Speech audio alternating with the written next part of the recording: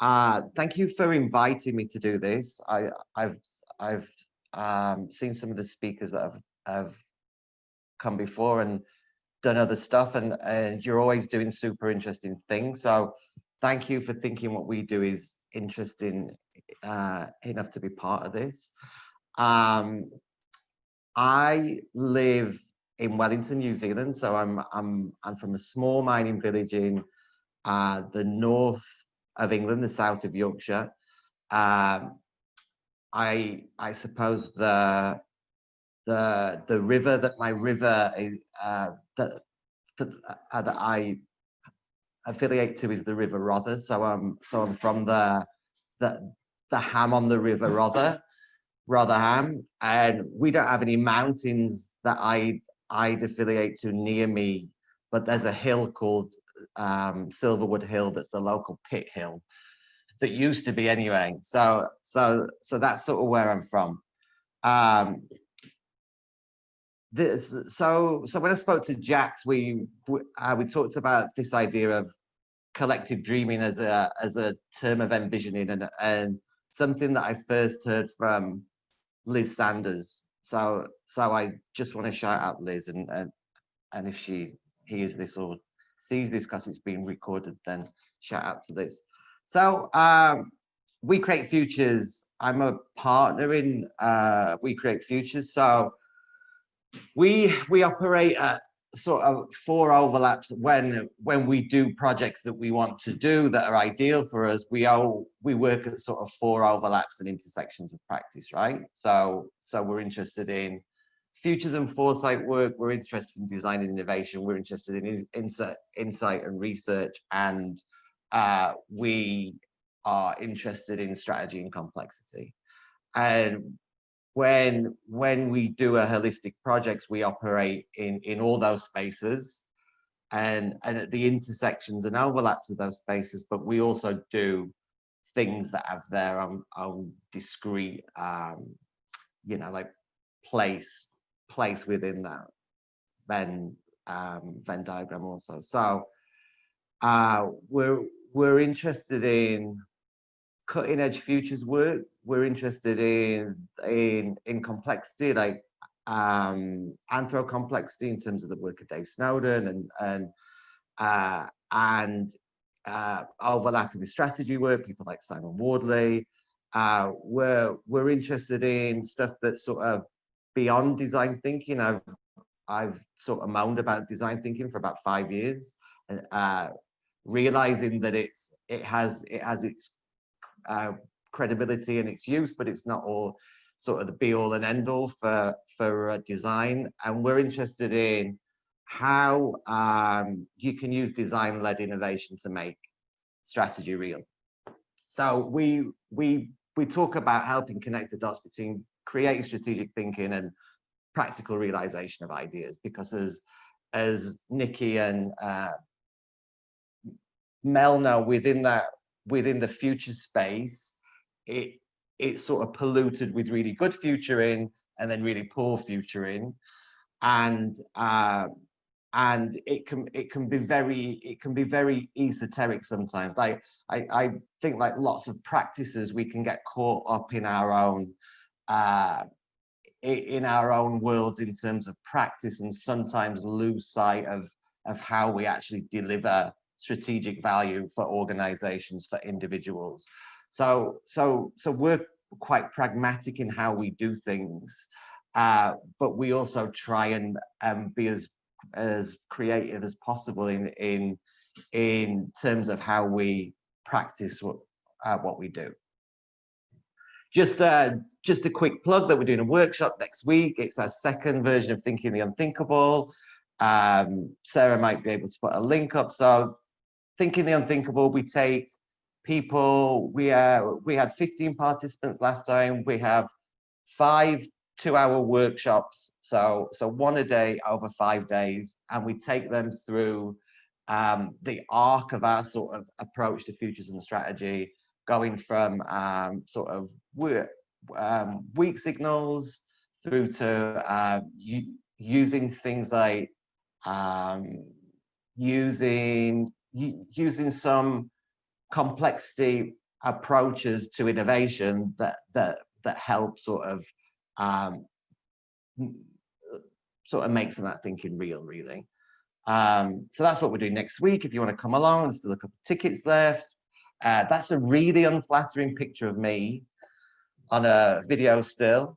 I also coach designers and creatives at the Strategic Switch. So I do one-on-one coaching. I do workshop stuff that one person in the audience has been a part of. So that's super cool. I'm also doing digital products. So I work with designers that want to make strategic moves within their careers, really, and on different levels. So yeah, that's me. You can check out the website, do other stuff, find me on LinkedIn. If anyone wants to connect, I'd love to do that. So what I'm going to do real quick is I'm going to talk about why I think participation is important. So I'm talking about participation in general. It's going to be framed by a sort of co-design project, but I'm not specifically talking about co-design necessarily in terms of some of these reflections. It's more general reflections on views on participation. I'll talk to some experience of why it can be hard. It's not always hard, but and some barriers we've experienced. So generally, when I talk, I either do quite high philosophical, aspirational talks, or I do quite process-oriented talks. And with this one, it's just a bit more reflective, really, on some experience. So hopefully that's useful and interesting to people. I'll talk about some approaches that we use in a particular project to overcome some of these barriers. And some of the stuff that you're going to hear from me could be perceived as quite simplistic or quite naive in a way in terms of how I frame them or how I place them. But I think sometimes some of that simplicity and naivety is actually really critical to making change happen, to actually getting things done. And I'm going to give you 3 takeaways that I believe are important to consider. Just a quiet, so this is quite personal, sort of free and frank, speaking from my own experience, really. So why is participation important? We talk a lot in our work to clients and to people generally about collective intelligence. So my partner Chris, he has lots of expertise in collective intelligence with school kids. So the idea of lots of us are sort of more powerful than one of us, and this idea of how can we maximize the potential of diversity of thinking of what we do. I think there's an interesting tension in terms of what we do of, when you do good futures work, you want to have the most diverse thinking in the room as possible, because it's not about coming to a consensus in something. It's actually it's really about trying to see blind spots, trying to see things that you just can't see within your own bias. So this idea of collective intelligence is super important to us, and obviously it relies on participation. We talk about helping people realize their agency in creating, in identifying and creating preferable futures. Participation is a key part of that, when you're able to show people that the future's not a set point in time defined by people like Elon Musk. Actually, the actions that you take in the present day and understanding what you can control and what you can't control enables you to start to head towards preferred future visions that you as a community or a group or an organization think are valuable to you. So that gives people, we hope, we see it give people agency in terms of realizing things that they want to see within the future.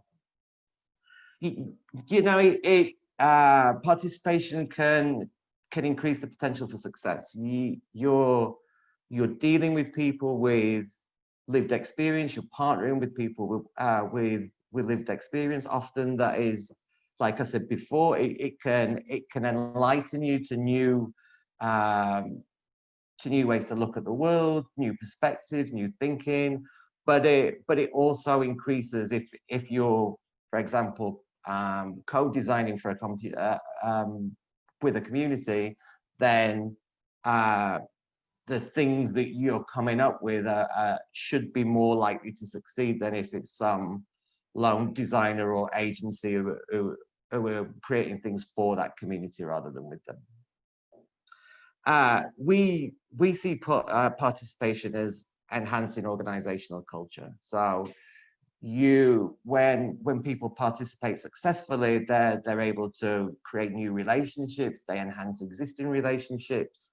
You can build credibility, you can build goodwill.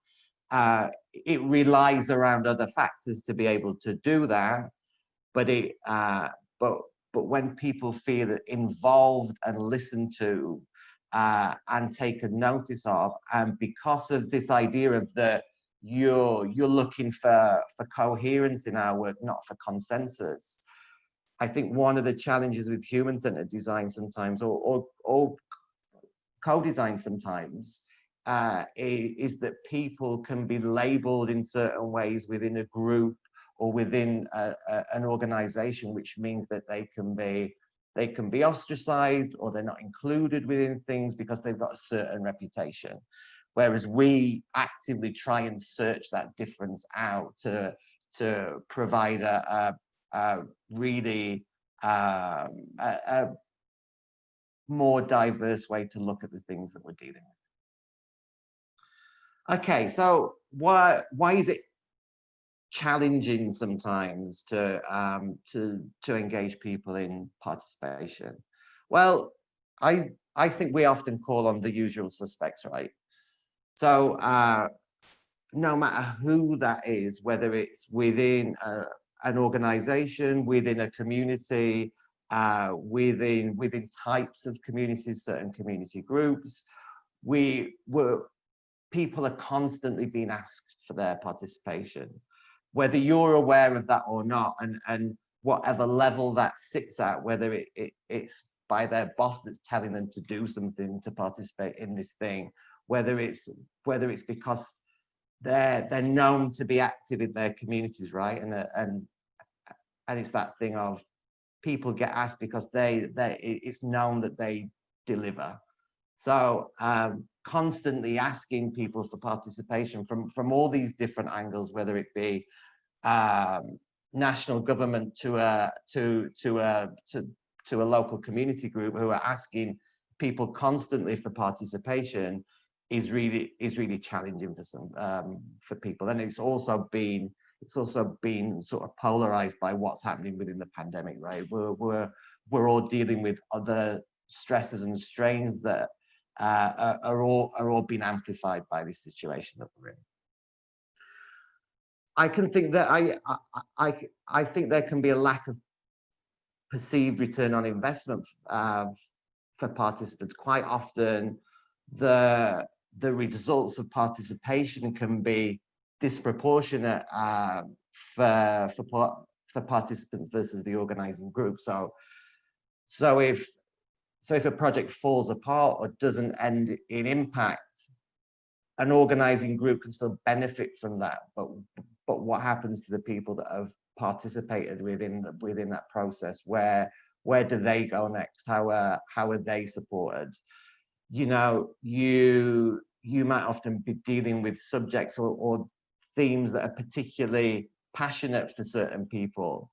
but not always a driving force for other people. So how do you start to attract that diversity? How do you sort of convince people of the value of something for them when there can be risk around what people actually experience, whereas the organizing group, generally something happens for them no matter what the outcome, right? There's some kudos, there's some value that's created either within some structures within the organization that participants don't always experience or feel themselves. I think participation is also undervalued, especially at a governance level, when we're developing projects, when we're working with bigger organizations, and we sort of meaning the royal we from that perspective of, you know, at a governance level, participation is not always understood, and the value that it creates is not always experienced. Whereas when you're a practitioner within the project, or you're a participant within the project sometimes, and you experience that value, the way we measure things doesn't always communicate that value to a governing group. So, and the time that things take, the involvement, you know, it's not always valued to a point where it's supported and resourced in a way that is reciprocal in terms of how people give their time. I also think participation in outside of circles like this, where obviously you've got people like Kellyanne, practitioners like Jax, you know, we can often be in our own practice bubbles and our own echo chambers of the books that we read, the things that we do, the people that we hang around with. But, you know, participation is also antithetical to the zeitgeist. The zeitgeist is things can be done quickly, and why can't you just do this in a sprint? Well, why can't it just take 2 weeks? Because every other problem we can solve with a sprint, right? So, or we've been sold this idea, or the idea has been popularized. So sort of management governance people have sometimes struggle with this idea of you know, deep participation, deep involvement that actually creates value for people. Okay, so I'm just going to talk about a project that I've been involved in for, suppose it's ongoing now, so it's probably 4 years, 3-4 years, but I'll give some context to it. So it's called Te Rau Matomato. So in 2016, I was asked to help facilitate 2 design thinking boot camps for members of 3 iwi. So that's Maori organizations or Maori tribes. Like, the word's bigger than that and actually more complicated, but like all sort of indigenous translations, there's no really, or lots of translations of indigenous words and terminology. There isn't the richness in the English language to be able to convey some of this stuff, right? So I was engaged to do this by a friend at the Maori business unit at Callaghan Innovation. 2017, I was commissioned out of that work to work with one group in the Taranaki that were from Te Aotearoa iwi, through 2 community organizations called Tuiora and TSB Community Trust. In 2017, I also ran an event called Workshops that brought Liz Sanders and Andrea Cooper and Nacy Odmark to New Zealand, and it also brought them to Sydney. So they came over and hung out with you folks out there and stuff, which was super cool. So that gives some context to this point that I was working at, and I also think the timeline's really important, and I'll sort of touch on that at the end.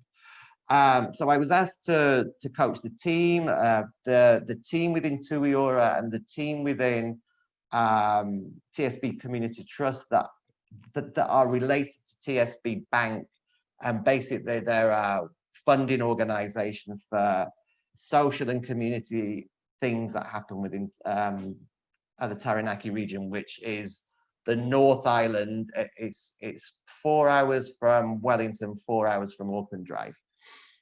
What was done, I actually coached the team in design thinking to help them understand how they could help communities through co-design, and then working with those communities to sort of build skills and agency within the communities to solve their own problems, or address some of those sort of complex, intractable challenges within their own communities.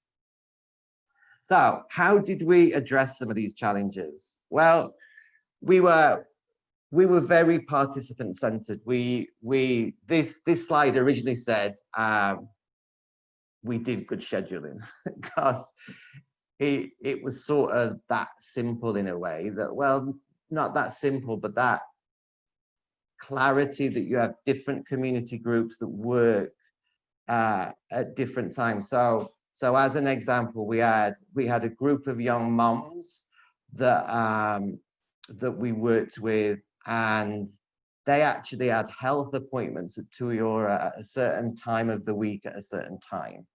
So rather than asking them to sort of do things and fit around our schedule, we spoke to them around what would work for you best for you to be part of this. And they actually said, well, you know, we come into Tuiora, we can spend some extra time here. If you can look after the children as well, which we did, so that's actually something that I've forgot about, but we provided spaces for the kids, and I think I actually did some babysitting through that process. You know, we were very, myself and the team, because I was very led by the team in terms of how this stuff should work correctly for people.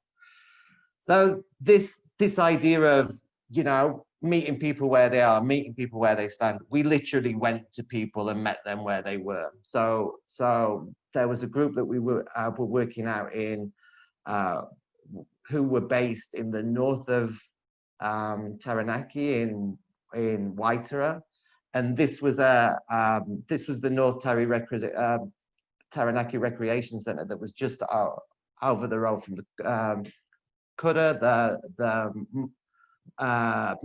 Māori Education School. And we literally found this space and said, right, we'll come to you. You can just walk over the road. We'll set this space up and turn it into something where it minimizes the barriers to participation for you. And this is what this was all about, right? Minimizing barriers to participation. So we literally brought people to where we were. There was a minivan that was available from TSB Community Trust, and the team had the idea that, you know, we'll just get in the van, we'll take the van, we'll drive out there, we'll meet everyone at a certain time, we'll pick them all up, we'll create an onboarding process on the journey to sort of fetch them to the workshop space, and we'll literally go and fetch people. And, you know, like I said at the beginning, like, this stuff can seem quite simplistic in a way that, well, you get a van and you go out and pick people up. But when have you been to co-design workshops that do that? They are, especially at that government level, sometimes they're at a certain place, they're at an office, you're expected to get there, you know, people don't lay transport on to enable people to attend something. So to me, they might feel like small things, but to me they were sort of massive innovations in terms of how we thought about people's participation. So we gave people people incentives that were useful beyond the workshop. So we gave them petrol vouchers. Well, we couldn't give people money to attend, so we gave people petrol vouchers that they then could use to fill their car up with petrol, and they had a practical use beyond the workshop, and we did some other things like that. We really treated people and participants as special and valued. So this was just a desktop walkthrough we did when the team were planning the workshop. But the thing that they got most excited about was creating goodie bags for the participants. So they had this idea that, you know, when do these mums ever feel pampered? When are there moments for them that they get things that they can do for themselves? So they created these lovely pamper packs. There were packs for men also, but it had things like Manuka honey in it, and like local Manuka honey from a local producer, I believe from the iwi, but I could be wrong. There was they bought body lotions for the moms. So we were trying to put money back into the local community. So this money went back to Maori businesses, and we tried to keep some cash circulating within the community, and we really wanted those people to turn up and have an experience where we over delivered on the value for them and made them feel special as people beyond just participants of a workshop. And we connected through Tikanga Māori, so good, you know, cultural, a high integrity cultural experience. So this is the team giving a waiata for the participants. Is that?